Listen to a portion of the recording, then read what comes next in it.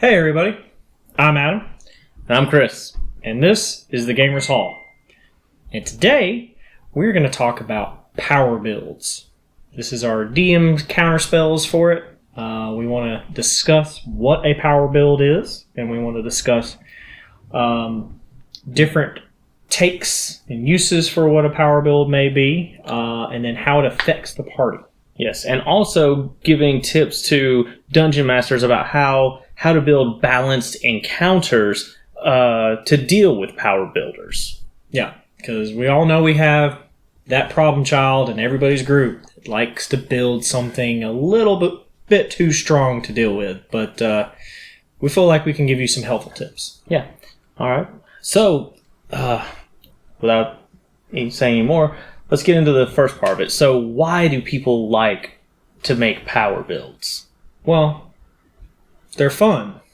It's fun to destroy something. You make something that's so strong that it runs through whatever is in front of it. It's the superhero build. It's the Going Superman on people just... It's Hercules. He's the guy that's going to overcome. It's the basically when people make that classic character, they're trying to say that they're making that quintessential hero that can do it all. That isn't going to be stopped by some puny dragon. He's gonna overcome, or she's gonna overcome. Because I notice when most people make power builds, it's all about the numbers. It's always about the numbers. Like, how can I do the highest damage? How can I get the highest perception? Just how can I get the highest of anything? Or as our friend Aaron told us, it's all about how can we kill this creature or monster or whatever before it can ever get one turn. Right. Which I find that to be a slight problem, because that's a video game thing. Here's the first problem with a power build. Which, by the way, we also need to discuss exactly what a power build is, but that is the first problem of a power build, is they treat it as another game. Because Dungeons & Dragons is not a video game. It's not meant to be a video game. Yes, it's been turned into video games, and you can play it as such, but even then, those video games are limited, whereas when you're actually playing Dungeons & Dragons with your friends, the possibilities are endless. Right. Like, you want to jump on the table and swing from the chandeliers, you can, whereas in a video game, you might not be able to, because that's not a game mechanic. Now, the counterpoint to that is there are campaigns where that is what you want. You want that guy that can go through swamps of enemies, or that woman that can stand toe to toe with that lich and not be afraid. But that's not in every campaign. It's not always the setup. So really, what is this power build? What is the composition usually of a power build? It's building a class to be so good at one particular thing, or just like a high damage output. Like, my character is gonna do 100 something damage first round of combat. So it is a combination of classes and subclasses, feats if they're allowed, and sometimes some magic items, right? Or certain abilities picked up through races as well, because there's some races. Super specializing. That is a power build. So, what is the other draw to doing a power build? I mean, if it's just to be in getting that win. Yeah. Like, you just always want that win. Like, you don't want anything to be able to hurt you. You don't want anything to be able to really oppose much of a threat. You just want to be able to steamroll everything. So, easy mode. Yeah, I guess essentially. So what we have with the power build is, 1, they want to be the thing that can do it all. 2, easy mode. And 3, it's fun to be that, right? I mean, that's what we're looking at. Yeah. 1, I don't really have a huge problem with power builds. As a DM, I've never really run across a situation that somebody came into a campaign with a power build that affected the way I DM. I have a different outlook on the game, as I've come to find out, where I don't care how good you are at one thing. I will always find a way to challenge you. Because as a DM, I find that's my main reason to be here, is to give the players a challenge and then have them figure that out and then defeat my challenge. Yeah. We'll see that you're an experienced DM, so you've had to deal with these things. Right. With the unexperienced DM, the new DM, when they see these problems, they're not going to know how to deal with it. It's not even going to be fun for them because they're like, yeah, I made this super big baddie. You guys are going to fight him. There's going to be at least 7 to 8 rounds of combat. It's going to be awesome. And he gets blown down on the first turn.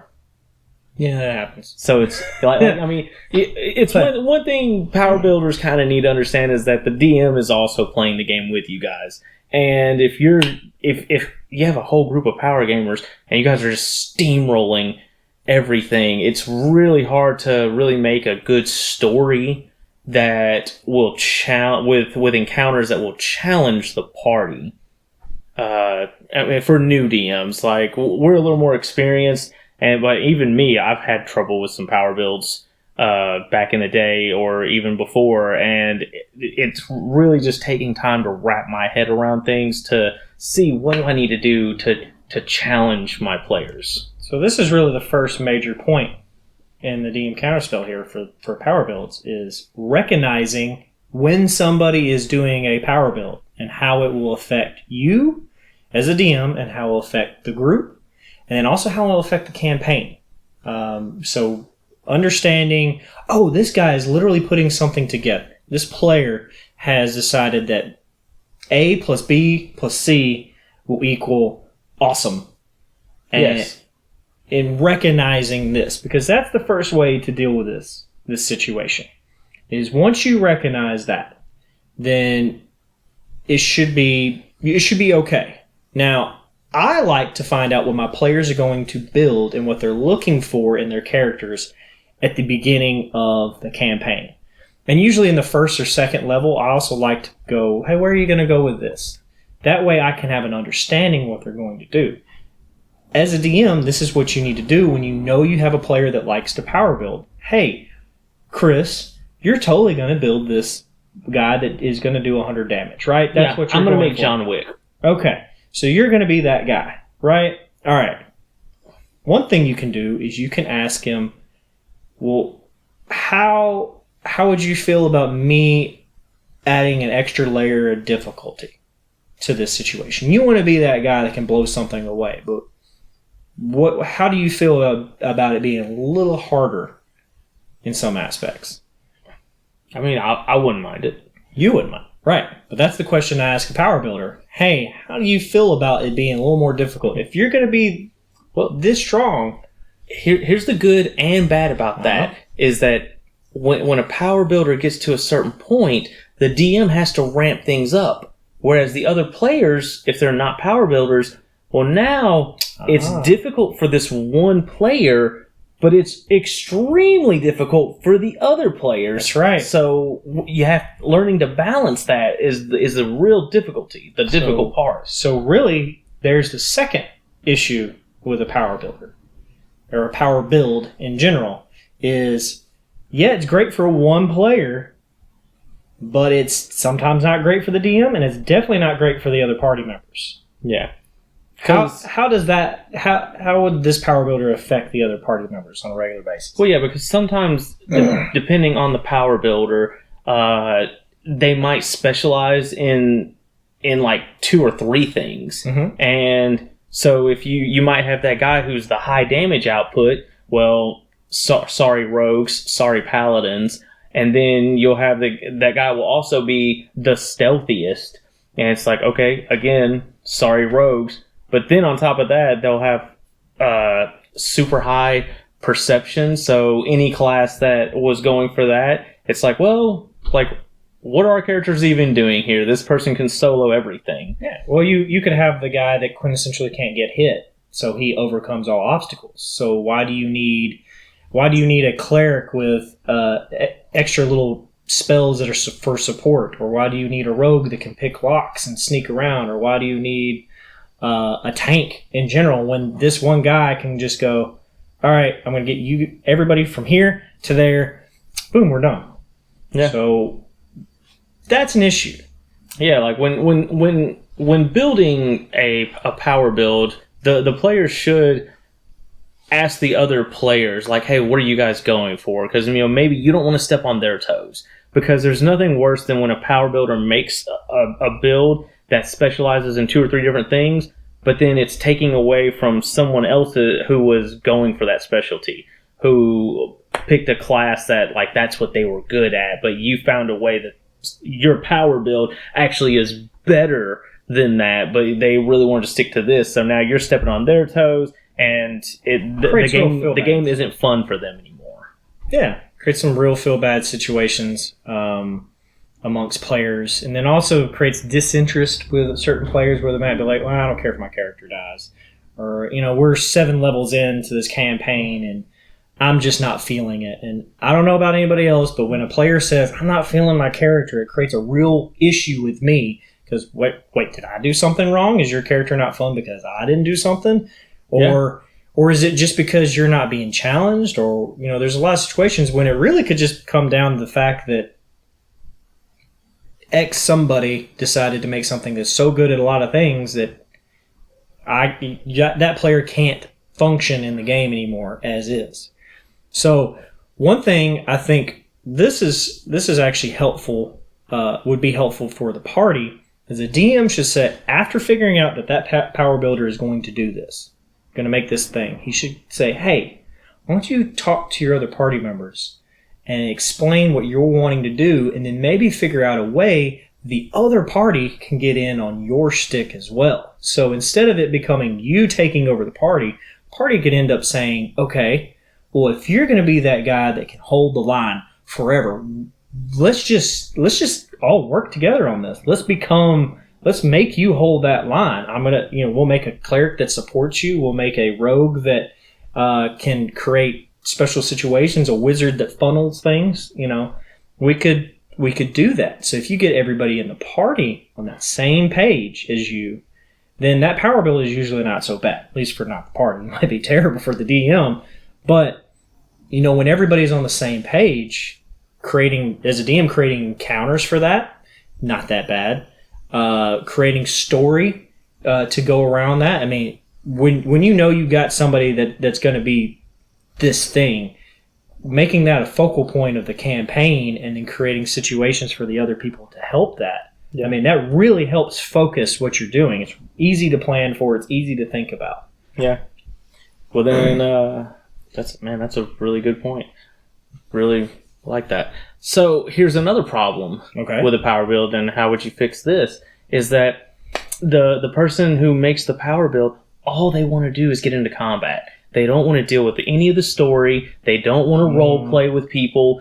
And you have these other characters who it's like, listen, we get it. You're the combat guy, but we want to role play because you're the combat guy. Like, we know you're going to kill things by round 1, round 2. So they focus their players more towards role play, but the power gamer who's just like man, I got to do this damage. It's like kicking the door, Leroy Jenkins, so everything. So this is another video game situation. That player is basically playing a game where he is clicking through all the text boxes and saying, all right, where's the real fight? Where's the real fight? Yeah. This one's a little harder to deal with because that guy's not going to be happy until he gets into a fight. Well, one way I deal with that is I create situations that fight that he's looking for is not worth it. He's not going to be, he or she is not going to be happy with that situation. But it's a challenge for them to figure out how they can get to where they want to be. For an example, you have a player that is determined to create that one-shot kill type guy. Well, the thing that he needs to go kill, you can make it plain as day. Hey, if you killed this thing, there are serious repercussions to that act that you're not going to be able to deal with. If you killed this general in this army, you actually unleash the army. The general's holding it back. You need to go kill him. He is holding this army back from what it's supposed to do. It could be a horde of orcs, and this orc chieftain is maybe come up with some plan to, instead of, well, it's King Obold, I guess, from Drizzt. He, instead of Forgotten Realms. Yeah, instead of destroying everything that's there, he wants to create a nation. Well, you as we'll just call you the Battle Rager, wants to go murder King Obold. Well, that sounds really fun. Let's go wade through a horde of orcs to go kill the general. Well, they have to understand that maybe that's not the best thing to do. It's not a great idea. You can do it. You go kill him. Well, now you have 1,000 or more orcs that are looking to kill you because you just killed their leader. Right. And whoever kills you is probably going to become the next leader, or at least they're going to be at a higher standing to become that leader. Now you can force that situation upon them, and then give them some outs. So now they're raring for a fight. Well, you can say, you can create a champion that will give them the out that they're looking for. Hey, all right, fine, 1-on-1 duel. You fight me, and then if you win, you get what you want, but you don't kill my general. We'll leave. Or, hey, if I win, then you have to go away, or something. Yeah. You create that situation of do or do not. Yeah. And it's like, you got that power gamer, but now he doesn't have his friends behind him, and it's one-on-one, and that one-on-one, that could be a downfall. It could be a downfall. But also, what this is really doing in the background is creating situations for the role players to do their job. Yeah. Now you have your negotiator. He gets to be the spotlight. Now you've got that the referee. Sneaky, you got a referee. You got somebody that could actually sit in and go, well, these are the rules, laying down the law for this. You got that sneaky character that could go find out how strong this guy is and what he does for the power builder to go deal with. Mm-hmm. Or maybe that's the distraction that they need so that the rogue can sneak off and go get what they need to get, and then come back. It's like, oh, is it over? Like, hey, let them know, finish the fight. We got the thing. We need to go. The main point is what I want to get to is you need to create, for a power builder, you need to create walls that if, sure, they can go over the wall, they can go through the wall, they can do something, but there's a wall that when they go through this, something will happen. Something is on the other side of that more than just what they want. You need to create situations that sure, they can overcome. We know they can overcome, but there's always consequences to their actions. Yes. That allows the other players to come in and deal with that situation. So you have that fun. So yeah, he can bust through it, but then there's somebody who can come fix that wall. He shouldn't. Yeah. There's a mason right there going, all right, I got this. I'll fix that wall. You shouldn't have done that. That's one fix to this role playing situation. Yeah. For a power builder. Combat, however, that gets where it's a little difficult. Oh yeah. What do you do to overcome a power builder? Like, what is your usual take on overcome a power builder? It really just depends on the build of the power builder, because there's so many different variations, different facets. So I know one thing I've done is like the high damage guy. Mm-hmm.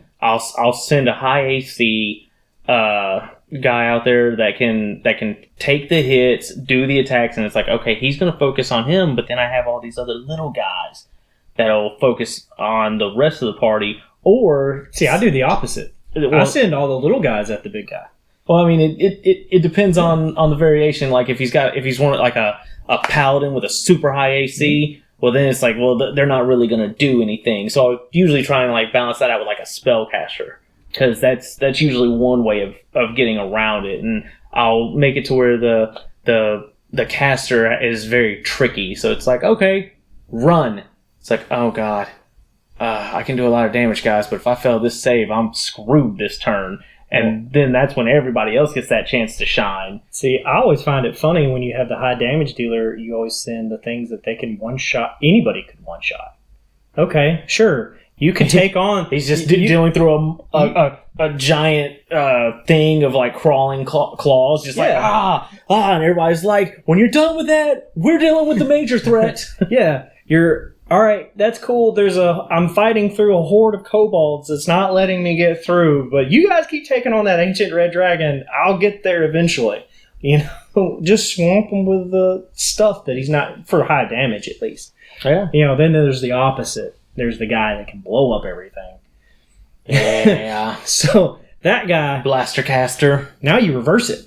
Like he can blow up everything, but he can't blow up that one big thing. You throw that one. Oh yeah. You go, okay. Well, here's an iron golem for you. Or an invisible stalker. Oh yeah. What happens when they can't target anything with their spells because they can't see them? Yeah. Or swinging wildly around. My favorite thing I've done so far in our Hobgoblin campaign we're dealing with right now is Gustavo's playing a monk that can. Well, he effectively works really well in the dark and all this other stuff. Well, I've been playing tricks with light. Vision. Everything's been about vision. And you guys, I've turned off the lights. I've brightened the light. I've done daylight spells, darkness spells. I've done creatures that blind, creatures that do all these different things to mess with vision. Because that's kind of overarching theme I'm doing with this sight. And it's been really funny to see how a character that can obliterate something really quickly all of a sudden goes, crap, I can't see what I'm doing. or the other thing is not where I can get to it because it's not visible. Yeah. Like I just did one fight and I used a special beholder I came up with called a Starry Eye. Well, it's one giant eyeball that is under a constant effect of blink. Because I thought that was funny, an eyeball that blinks. Well, it goes into the astral plane, or not the astral plane, the ethereal plane, sorry. Yeah. Goes into the ethereal plane and then comes back and then shoots a giant beam at everybody. And then it disappears and then comes back. Disappears and comes back.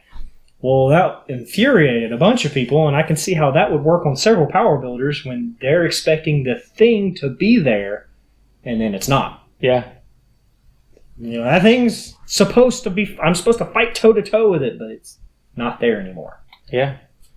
Which I know 100% frustrates the crap out of power builders. Oh, yeah, definitely. When they have target lock and they can't fire their missile off anymore because it suddenly disappears, it's hilarious.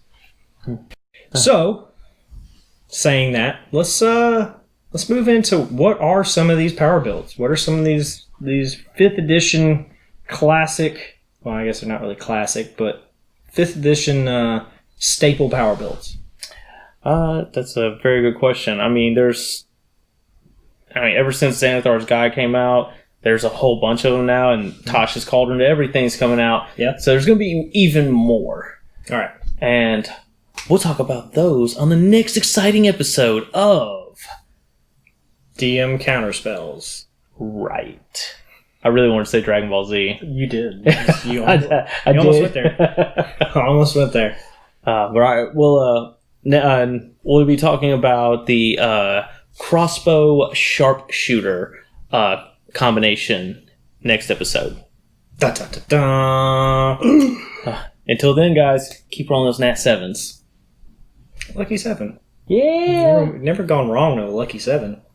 Except for, to have saving throws. That's definitely happened to me. You're just horrible at death saving throws, period. Anyway, see y'all. Take care, guys.